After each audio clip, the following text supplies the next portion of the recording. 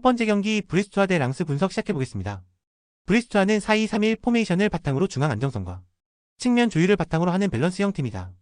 아조르크는 박스 안 움직임과 피지컬이 뛰어나며 마티아스 페레이라 라게는 전개 속도와 템포 조절에서 중요한 역할을 맡는다.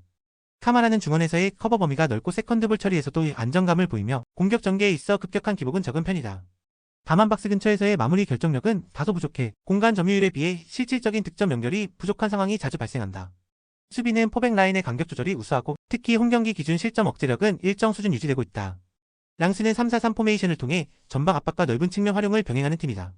코야리프는 빌드업 초반 연결 고리로 자주 활용되며 자르리는 속도감 있는 드리블 돌파로 수비 라인을 끌어내는 전술적 역할을 맡는다. 소토카는 마무리보다는 연계에 강점을 둔 자원으로 상대 박스 근처에서의 짧은 패스 플레이의 기여도가 높다. 그러나 최근 경기에서 득점 전환율이 낮은 편이며 빠른 템포 운영에 비해 피니시 단계에서의 세밀함이 부족한 모습이 반복되고 있다. 수비는 3백 미드필더 커버를 통해 실점 최소화에는 능하나 중앙 공간에서의 롱볼 대응엔 다소 약한 면모를 보인다. 브레스투아는 안정적인 수비 밸런스를 바탕으로 실점 최소화를 잘 이끌고 있으며 랑스는 전방 압박과 속도는 뛰어나지만 마무리 연결성에서 아쉬움이 지속되고 있다. 양팀 모두 주도권을 단독으로 쥐기엔 결정력에서 공통된 한계를 보이고 있는 상황이며 이런 흐름 속에서 이번 경기는 전술적 균형과 실전 흐름이 맞물려 무승부로 귀결될 가능성이 높다. 두 번째 경기 오지 시니스 대 앙제 분석 시작해보겠습니다. 니스는 3-4-3 포메이션을 바탕으로 양윙의 넓은 전개와 전방 압박을 동시에 수행할 수 있는 전술적 유연성이 강점이다. 라보르드는 최전방에서의 볼 소유력과 결정력이 뛰어나며 특히 박스 근처에서의 움직임과 마무리 능력에서 팀 내 가장 위협적인 자원이다. 보가는 드리블 돌파를 바탕으로 상대 수비 라인을 붕괴시키며 개상은 중원에서 공격 템포 조율과 세컨드볼 처리에 능하다. 수비는 3백 구성으로 상대 투톱을 안정적으로 제어하며 중앙 압박 이후 빠른 전환 플레이에 매우 능한 구조를 갖추고 있다. 특히 홈경기 기준 실점률이 낮고 라인 조절과 전방 압박 완급 조절이 뛰어난 수비 마이너스 공격의 흐름 전환이 매우 매끄럽다. 앙제는 5-3-2 포메이션을 운영하며 수비 숫자를 늘려 실점을 억제하는 전략을 추구하고 있으나 실질적인 수비 완성도와 전개 효율성에서 문제를 드러내고 있다. 르폴은 하프라인에서 간헐적인 전개를 시도하지만 압박 상황에서 판단 속도가 느리고 엘 멜라리 역시 중거리 외에는 위협적인 장면을 자주 만들어내지 못하고 있다. 앞델리는 측면에서의 침투는 있으나 연계가 끊기는 장면이 많아 공격 전개가 단발성에 그치고 있다.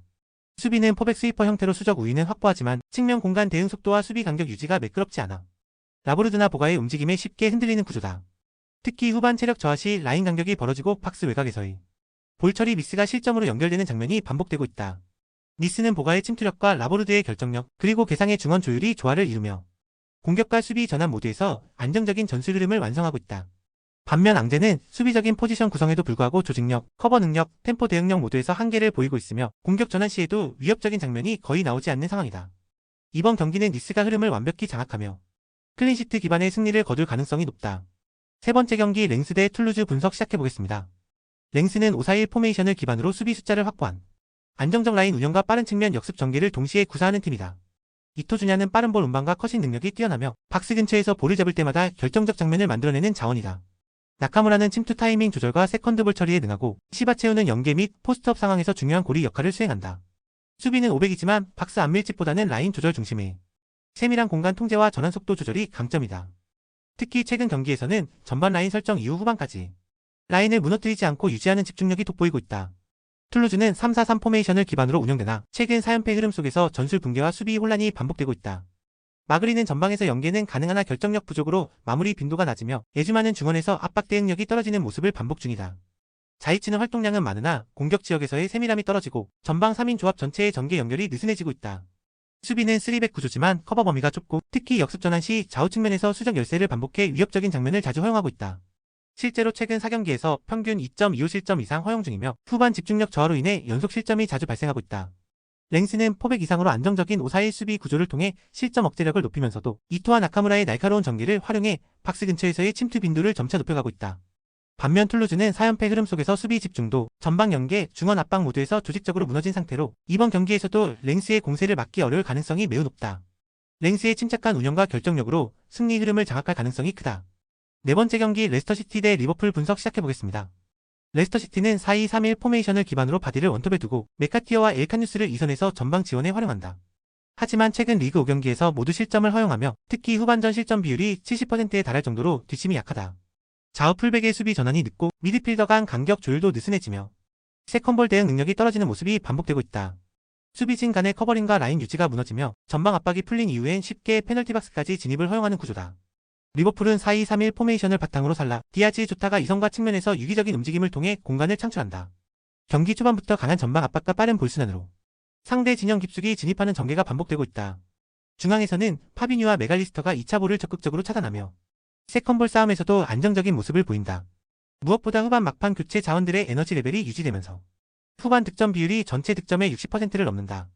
레스터는 홈에서조차 후반 실점이 누적되며 수비 밸런스가 완전히 무너진 상태다. 반면 리버풀은 전방 3인방의 활발한 움직임과 후반 교체 카드의 명확한 활용으로 경기 운영에 여유가 있다. 양팀 전력차와 후반 집중력 격차를 고려하면 리버풀이 우위를 지켜내며 승점 3점을 가져갈 가능성이 매우 높다.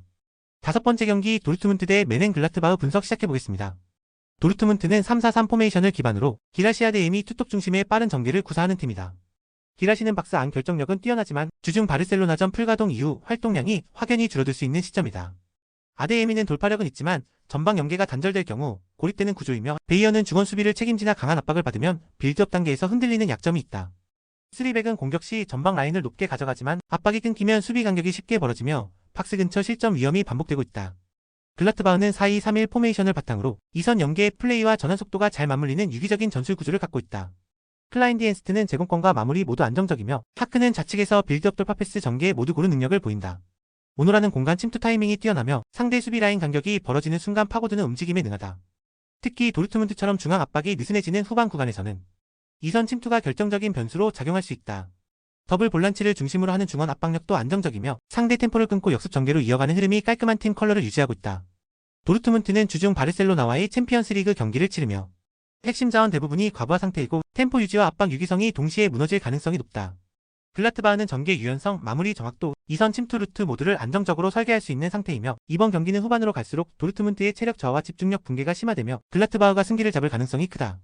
여섯 번째 경기 볼로냐 대 인터밀란 분석 시작해보겠습니다. 볼로냐는 4-2-3-1 포메이션을 기반으로 전방 유기적 연계 이선의 침투 전개 중거리 활용도 높은 구조를 갖춘 팀이다. 달린가는 제공권과 움직임이 모두 우수하며 박스 근처에서 기회를 놓치지 않는 침착한 마무리를 자랑한다.